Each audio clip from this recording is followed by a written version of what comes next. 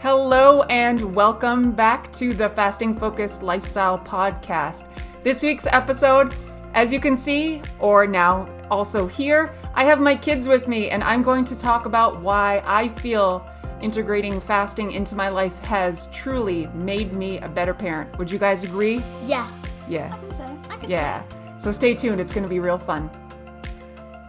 Welcome to the Fasting Focused Lifestyle Podcast, where each week I will be discussing all things fasting and how it can become the most valuable tool in your personal toolkit so that you can live a long, healthy, and meaningful life. I'm your host, Vicki Sharon, and thank you for joining me. I am super excited. First off, before we get into it, I want to introduce my beautiful children that I have with me here. My older son, Beckett, and my daughter, Ruby. Do you guys want to say hi? Hi. Hello. Hello. Do you guys want to say anything and introduce yourself real quick? Okay, so I am Beckett. Again, like she was saying, oldest son out of the two siblings. I like arts. I think I take it, and I think all my talent pretty much comes from her. Oh. I also play the flutes. You're in what grade? Yes, 6th grade. Mm-hmm. Play flute. I'm in band. Mm-hmm. And I like cats. Ooh. Awesome. And you, Ruby? I am Ruby, as you already heard. 10 years old in 4th grade. Uh-huh. And my favorite color is green. Mm-hmm. And that's what I like. Yeah. And I also like cats and dogs. Yeah. Yeah. So You're just overall fun kids to be around. And I love it. Basically. Love it. So I want to get into why I feel, and I'm going to have my reinforcements with me, I feel fasting has truly made me evolve into a better parent. And a couple of points that I want to address. First and foremost, the biggest thing, especially with the decrease in my overall body weight, allowed me to become more of a participant than where I was before shedding this weight. I was such a spectator in my life. I remember them from being born, being at a very young age, and physically not being able to participate, not being able to get up, to run around, to just be active, and to really engage in them physically as much as I would. Would you guys agree with that? Yes. I couldn't say, yeah. I definitely remember certain times when we used to live at Grandma's house and stuff. I remember when you were definitely a much bigger weight, I was a bit disappointed at times when, I would be running around or, swimming or something, or wanted to do something, and you wouldn't be able to go in. The biggest thing I remember is being at, the beach and stuff. You would never want to go out or go in with me or anything. So I think that's definitely improved a little bit. You still don't like going in the water, but... Yeah. When you're much bigger, you couldn't jump as well, but now you can. Yeah. I'm a lot more active, right? Yeah. Yeah, And, very much. You don't like getting your hair wet at the beach. Right. But do I get as tired that quickly and easily as I did before I got healthy with fasting? No, but you do still get tired. True. Everyone experiences fatigue. But Right. So I notice with being more physically active, more higher levels of energy, to be able to participate actively, to go walking around, going on adventures, to be a participant in my kids' lives more than I was before, truly has been a big change that I've noticed in my life. The other big thing is I used to be very reactive and short-tempered to pretty much everything in my life. And anytime, granted, of course, kids have their times of disobedience, right? You have your times of not wanting to be respectful, be kind, or to listen really at all. And I tended to be more reactive and to not be as patient and understanding and compassionate as I am now with my journey that has brought me to where I am now. When I met my losses and met my goals, and I noticed these changes evolved pretty quickly along, probably around the 3 to 4 month mark of really getting a good foothold into my weight loss journey and really understanding that it's not just about the shedding of the weight. It's about recalibrating my thoughts, emotions, feelings towards, of course, the foods that I'm eating, of course, being more active with my kids, but it tends to really bring attention to how you look and see the inconveniences in your life. Not to say that you guys aren't inconveniences. That's what I wasn't insinuating that. But I'm just saying that the everyday stressors of life seem to roll off you a lot easier and to not really bother you as much the further along you go into this journey. And I feel that has made me so much more of a patient, compassionate, understanding, empathetic, very empathetic parent, among the other factors that I've already covered with being more physically active. Would you guys agree? Yes, I would agree. Yeah. I can say. Yeah. Would you agree that this has made me a better, patient, understanding parent? I'm going to say it's more of a mindset change than anything. If I'm going to be completely honest. Yep. That's what it's more of, is a mindset change. And that has that trickling effect, right? It has helped in many different fields, yeah.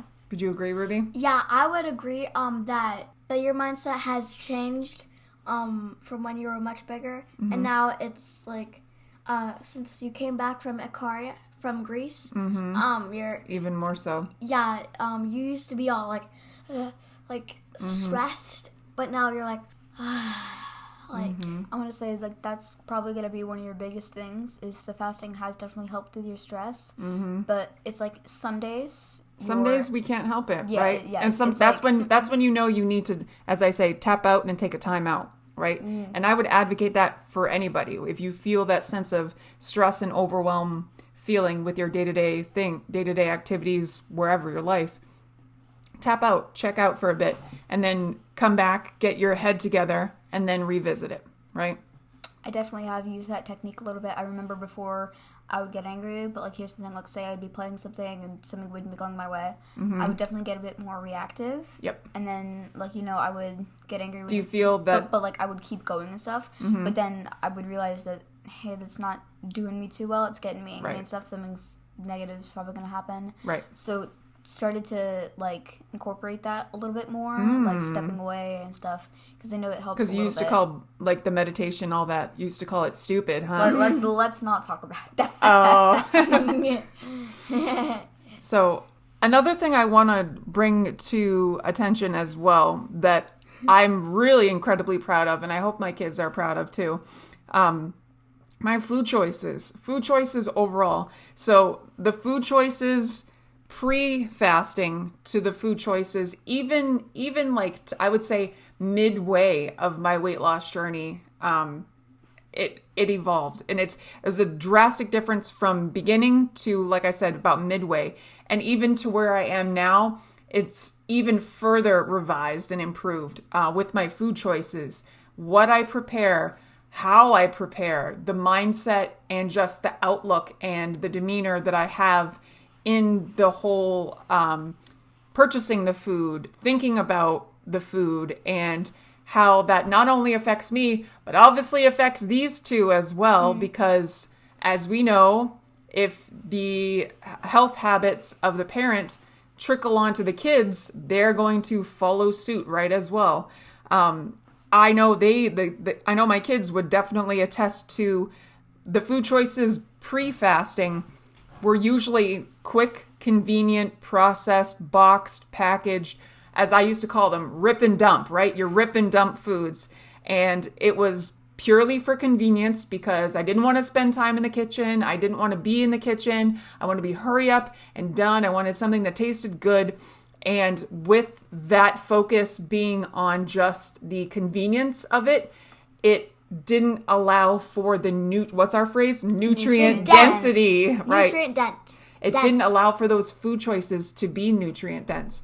And I paid the price for it. I absolutely paid the price for it. But the thing that really came to my attention throughout this process and even established further importance was that, okay, yes, I of course need to make sure I'm getting the right stuff in, but Also am I us, yeah. right? Am I setting them up for a future of following in my former footsteps. Like, I think about that now and it makes me want to cry. Like, I don't want that future for my kids. I don't want them to feel like they have to sneak snacks or they're addicted to these foods or whatever.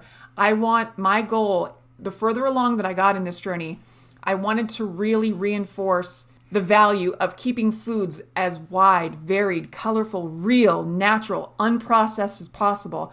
Have fun and have that creative playfulness in combining foods together. Like when I make food now, like in dinners now, yes, there's some threads of similarities in what I'm preparing, but I feel like it's delicious, it's relatable, it's real. It's like you would look at it and be able to recognize, oh, that's like a real blah blah blah, or that's a real this. That's, you know, most of our food comes from either the produce section or the freezer section. Like very few of our foods come from like the middle section. If anything comes from the middle section, it's something from a can, either like tomatoes or beans or something, or some kind of sauce or seasoning, which again, even with the sauce, I'm just like minimal. Honestly, like oils and seasonings are my main staple and go-to, unless it's like a sometimes treat or a sometimes food. I'm going to say probably the biggest, probably the only, again, like you were saying, only real things that you ever get from the middle section has got to be just like quick snacks that we can have. Like say like we're coming home from school, or maybe like you want to prepare a home lunch for something for us.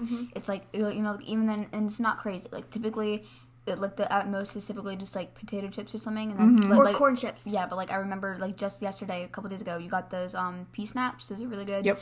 Again, too.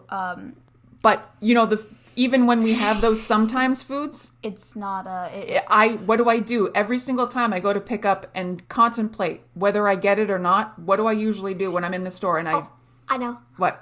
You always check the label to see if it has these following things: dairy, eggs, and I check how much sugar is in there. Yes. Yeah. So Sugar those is are a my big big right. Yeah. So big things. I like to make sure the ingredient list, if I'm getting sometimes foods, I like to make sure that ingredients list is as small as possible. Of course, and there's please. There's going to be some things that are like that processed. have a lot of ingredients and stuff, but at the same time, you're not always getting them like 24/7. It's just like say for example, the pancake mix that you have out there. You only bought that because you needed to make that for like dinner tonight, like the breakfast for dinner and stuff. And so you're not always buying sugary stuff. And if you ever do, it's like sometimes just like, hey, once in a while.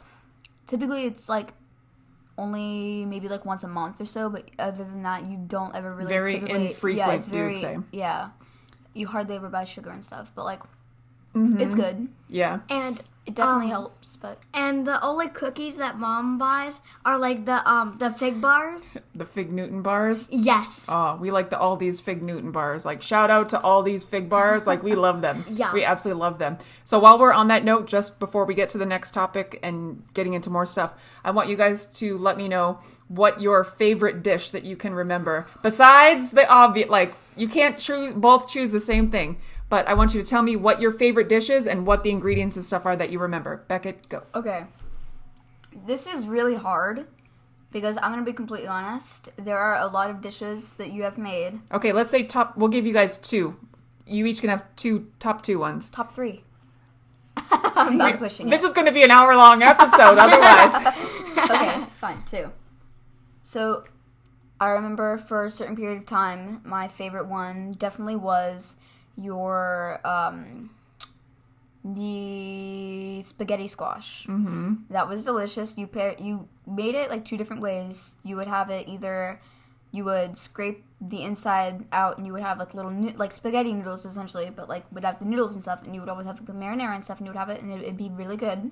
And I know nowadays you cook it with like acorn squash, which is essentially like a dessert, but for like but like it fits the theme of the squash. So that was always good. And then what I like that you sometimes do now is where you just like throw in the like you cut open or have the half of the squash, and then you just throw the marinara in there, stir it up, and like here's your dinner. Yeah. And you just scrape off the delicious. I love that. Along with the way that you would pair the acorn squash with it. It really seals the deal. Yeah. And then my other one, you've made many good pastas and stuff before, but I'm going to say every pasta that you have made before, if you pair it with eggplant cutlets, like your eggplant cutlets, it's always good. Mm-hmm. I know typically, most commonly, you make like the eggplant cutlets, and you have it like eggplant parm cutlets with like marinara pasta and stuff. So that's always really good. I know you're growing your basil and stuff to put in there, which is really good. Your eggplant cutlets are in general really good. And it's funny because I remember first couple times like walking in the grocery store and whatever, like way back, seeing eggplant, I would be like, what is this? This looks disgusting. And like you just cook it and it's delicious. And like you wouldn't think, especially with how people use it today, something that people are like, that you would think, hey, like this can be put into a meal and it would taste really good. But you do find a way to make it really good. But also I do want to say, honorable mention, your Alfredo, okay? Alfredo that you make, Alfredo with broccoli, okay? Love that. Yep. Chef's kiss. Yeah, it's an honorable mention. Yep. But it's not only that, it's because, well, one, it's pasta. Who doesn't love pasta? And two, I love cheese and broccoli. I love broccoli is like my favorite vegetable. It's so underrated, but it's so good. It's so good. And what about you, Rue? My first favorite meal, it's gotta be curry. Like, Oh, thank yes, you. Yes, curry, like with The rice? the rice and naan bread, She loves the rice. and What else do I usually cucumbers. Yeah. Oh yes, oh yes. What do I usually put on the cucumbers? Apple cider vinegar. Apple cider vinegar. And? Salt. Salt. Yes. Yes. Is that a good Salt. cold Salt, little baby. addition? Salt, baby. It's a good combination. I just remember you overused it so much I kind of stopped liking it. I'm not even joking. She would put it in like every single meal we would have. Like I'm not even joking. Like you could. We were on a cucumber kick for a while. Yeah. It was like summertime, I think, and it Cucumber was just diet. easier to have everything with it. So Yeah. what's your second one, Rue? It's kind of hard, but I think it would probably be the baked macaroni. Oh. Oh, you're right. That is pretty The good. baked macaroni and cheese? Yeah. Oh, that was good. That was good. But collectively, with with all those meals that you just mentioned, they're all what? Vegan. Vegan. Yeah, all That's vegan. the big thing. Big time. Absolutely big No time. meat. No meat and no dairy, but we use dairy alternatives. I don't go overboard with the dairy alternatives. I predominantly keep things plant-based and real recognizable vegetables, predominantly in the food choices when I'm making the dinners. As you know, as Becca was saying, with the use of cucumber, the use of the squash, the use of potatoes, like we use an obscene amount of potatoes, broccoli, cauliflower. I'm always adding spinach to my marinara sauce and really onions to any and everything. And really the more real recognizable produce that you can get into those meals is the benefit. And you know, we didn't always used to eat like this. And like I was just talking about a little while ago, if we were to start eating like this right at the beginning, do you guys think you would be that accepting to the way that we are eating now? Maybe not. I think probably not. Probably not. Like, We would probably like if you were to force us, like if you were like making us eat the stuff that we do now, that we're just like, hey, this is fine, to eat at like previous times the way it was before, that wouldn't fly. Like, yeah, we would eat it sometimes and stuff, but again, that would only be like infrequently. Like you would cook it, we might eat it. It depends. And even then, a lot of it might have been like rip and dump. Like for example, the eggplant cutlets, you would have probably just ordered like some, like bought like something and then just been like, and The rip and dump, right? yeah. And then later on, I know that we'd probably be more rebellious, like more eager to like, hey, all that mom, like all that she's cooking is just this boring vegan stuff. I don't want this. And I remember at the time grandma would be there and she'd be buying like all these cookies and crackers and snacks and stuff. I remember one night, I'm not proud of it, but I do remember one night I would, like certain nights I would wake up, I would, like when she had the like chocolate puddings in the cabinet, like the pantry, I would go up there and I would take them and eat them at like the middle of the night. So having the snack time foods and stuff from not feeling full enough from the dinners that you were eating, that was a contributing factor. Big time. Okay, so on top of that, so like we were talking about our sometimes foods that we have, so those like snack foods that we eat, what are some of the snack foods? I know we mentioned that I get the green crunchy peas, which for those that don't know what the crunchy peas, what are they called? Like harvest? Yeah, they're like Harvest snaps. Okay, Yeah. so what are some of the other sometimes snack foods that we get?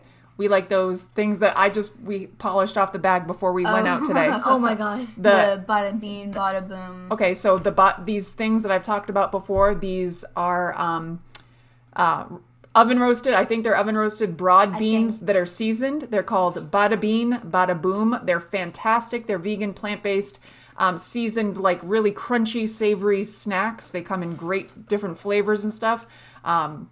Not sponsored, but I wish I was. But another thing that we have found recently, I think last week when we were at Sam's Club, the really big, obnoxiously yellow bag of hip peas. Hip peas. Yeah. So hip peas are, for those that don't know, that, you can get them at Sam's Club as well. They're basically vegan cheese puffs, but, Made with chickpeas.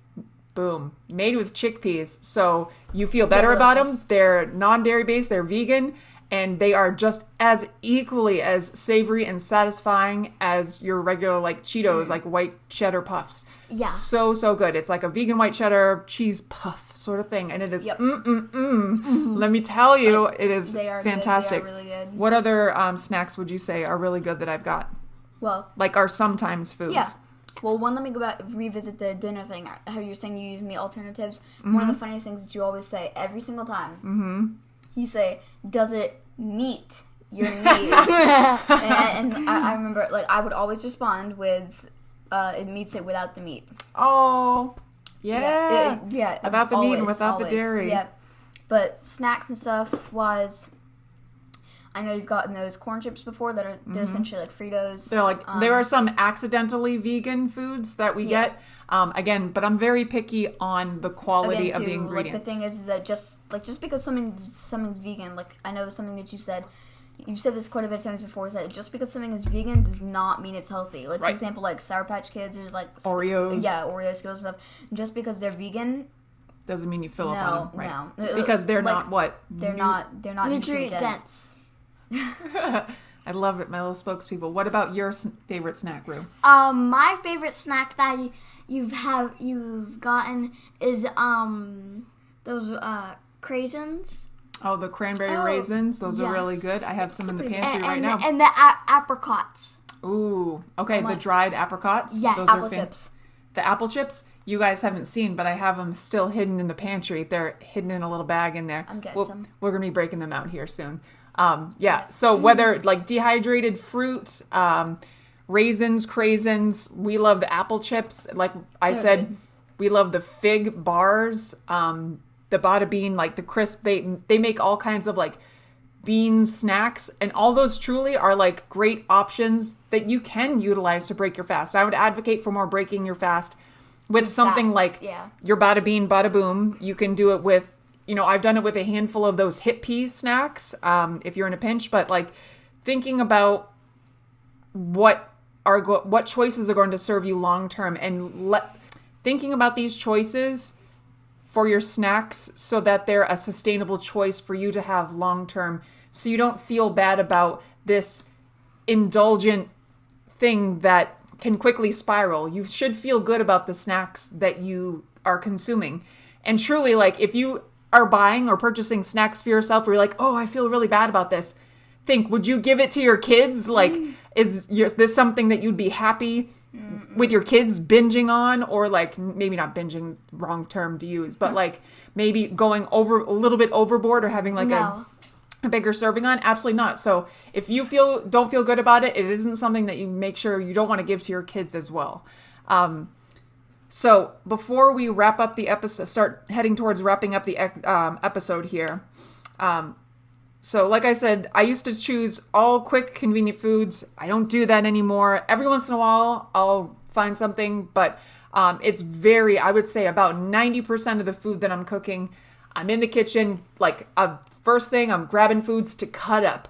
I'm preparing, chopping up onions. Most often, I'm chopping up some kind of potatoes or peeling, rinsing things off and preparing that. And it's really taking those steps beforehand to know and understand the value of the food preparation process and involve your kids in it. Involve it and make it a family like event sort of thing where you all can, grab the pots and pans, grab the seasonings, dump them in together and have it be something that you all can have as a family tradition, a family memory going on. Because when you guys see what I do and prepare and how, for example, when I've made guacamole and you guys are there, you're much more likely, if you're participating in the making process. The data is out there. Statistically speaking, if kids participate in the making and preparation of the food, they are much likelier to eat it and enjoy it and to want to have it in the future as well. Can I revisit the fact that you were saying you are typically always cutting up potatoes and stuff? Let me just say you're typically either cutting up potatoes and or your thumb or Oh my gosh. I have lots of cuts and scrapes, but does that stop me? No. And most of the time, whenever how I can tell you're getting ready to do dinner, you always turn on the music. That's good. That's really good point, Ruby. Yes. Is that you like that when I'm cooking that we're blasting the jams? I think the biggest thing Go ahead. I think, I'm sorry to cut you off, but the big thing with that is I think that helps you like get a lot more like comfortable in the kitchen, so you're not like, oh, I have to make dinner, oh, this is so boring, like, because typically sometimes like you're all like dancing around and stuff in the kitchen as you're making dinner and stuff, which I think is really nice. So and sometimes we had a dance party when Mom came back from Greece. Oh, I remember that. Yeah. Do you like that it's all like dance party when I'm cooking dinner and everything? Yeah, it's pretty fun. Yeah. That's awesome. So you think that's something that you're going to remember for the rest of your life, Probably. right? Yeah, Probably. That's awesome. All right, so to wrap things up, I got 2 questions for each of you, and I want each of you to answer, okay?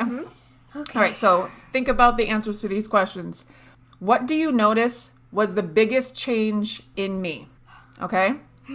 Beckett, go. Okay, this one's a really hard one because there's been many. I'm going to say probably the biggest one has got to be a mindset change. That was the biggest thing.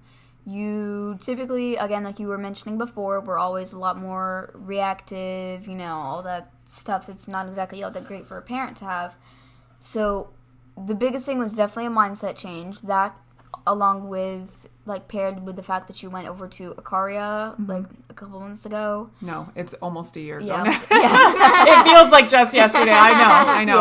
Yeah. But, like, having that happen and stuff, your biggest thing has got to be a mindset change was the biggest thing that happened with you. And it really did help. It made you definitely a lot more, like, you were definitely able to understand our feelings a bit more, understand what we're going through. You listen a lot more than compared to what you did, But again, there's always room for improvement. As a parent, you're not perfect. I'm going to say that no one is. No one's. I don't expect it either. No, so, but you definitely try. That's the biggest thing, along with the mindset that you have. I'm glad that it's not like, oh, you do this, I'm going to smack you. Like, no, that is not. I don't resort to that. Right? And, like, we were watching, like, this parent show and stuff, and so there was, like, an episode or whatever where the kids smacked the parent, and because it was supposed to be, like, a yes day, like, do whatever you want. The parents have to say yes. And I remember you were saying that if we ever were to have one of those that, you can do it, but you just got to remember there are going to be consequences. Like, not everything's going to be just because you can do this, do it, and then nothing's going to happen. Like, there's still going to be aftershock consequences and stuff, and that's definitely a big change that happened to you.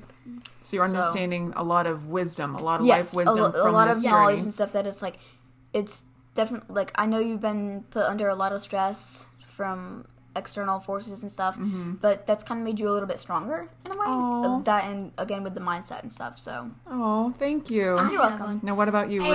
And what do you notice was the biggest change in me?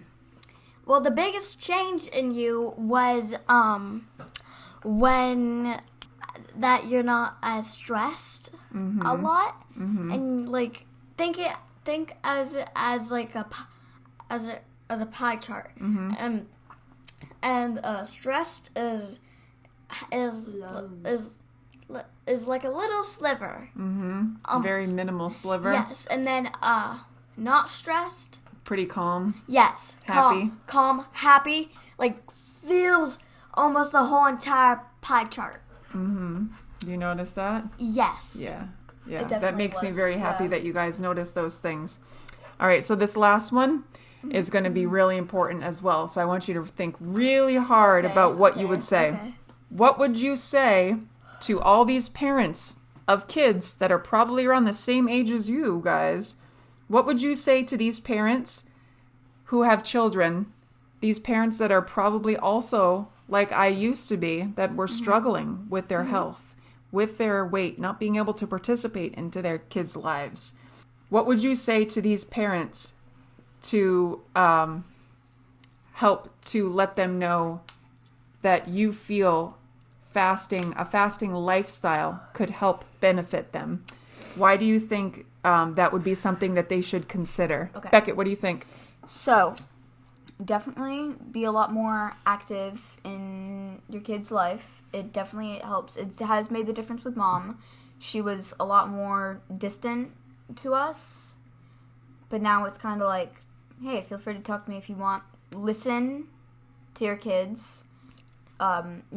Be like I'm not saying like you have to go full like her, like be an empath, understand every last emotion that they're feeling, but definitely listen to them, try to understand their point of view in certain situations, along with making sure that they respect yours and stuff.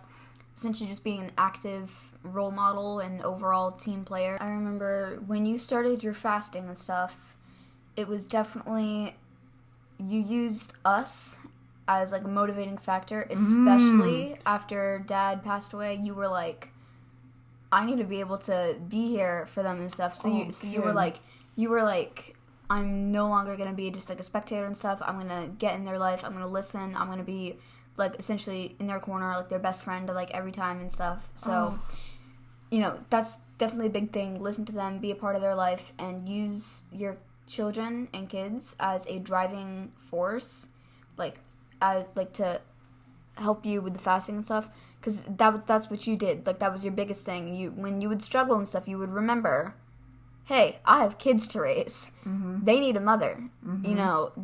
So it's important to use your kids as a driving force to make you to be a lot more healthier. And one other thing I want to just reinforce before we get to you answering Ruby. One other thing I want to really mention too is while parents may care about weight loss, kids don't. It doesn't matter to kids. They want what? Healthy parents. Healthy parents that can participate in their lives. So that too, and give your kids a reason to help support you on your journey and stuff. So that way it's not just like you're doing it totally for yourself. Like explain to them that if you weren't doing this, things wouldn't, like you'd be spiraling out of control and things wouldn't be all that great in their life.